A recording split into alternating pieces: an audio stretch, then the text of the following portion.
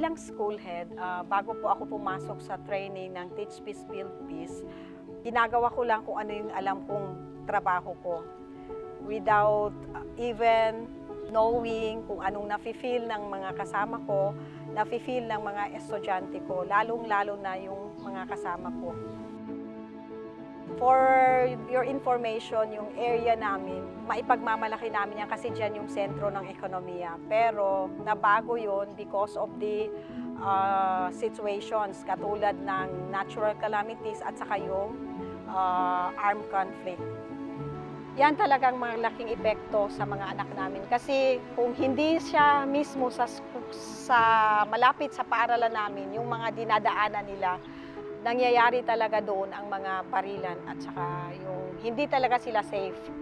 So, despite of that, nakikita naman namin na nagsosurvive yung mga anak namin, kaya naman kami, gumagawa talaga kami ng paraan na kaya natin yung mga bisita nating bagyo, yung mga barilan, carry namin yan, no? So, pero hindi nawala yung takot, pero linabanan namin.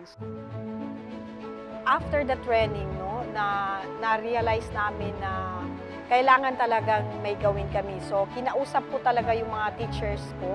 Simula last year, meron na kaming peace kanduli every start ng school year. Yun lang ang way na may interaction kami sa community, sa mga bata, na nakikita nila na mas lamang pa rin yung na-i-enjoy nila yung safety sa school. Meron silang kapayapaan sa school. Then, yun na rin ang nakikita ng mga estudyante namin na sila ma'am, sila sir, enjoy lang para silang hindi nagsasawa sa amin.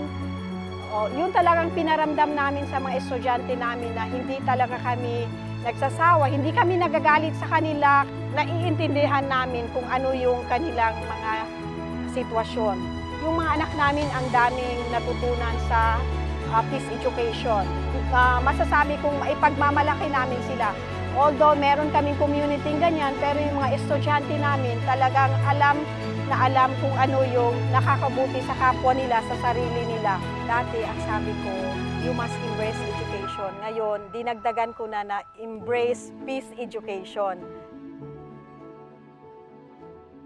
Ako po si Venus P. Kadatuan ng Haji Salik Kalain National High School, Division of Maguindanao del Sur, proud na isang I Teach Peace champion.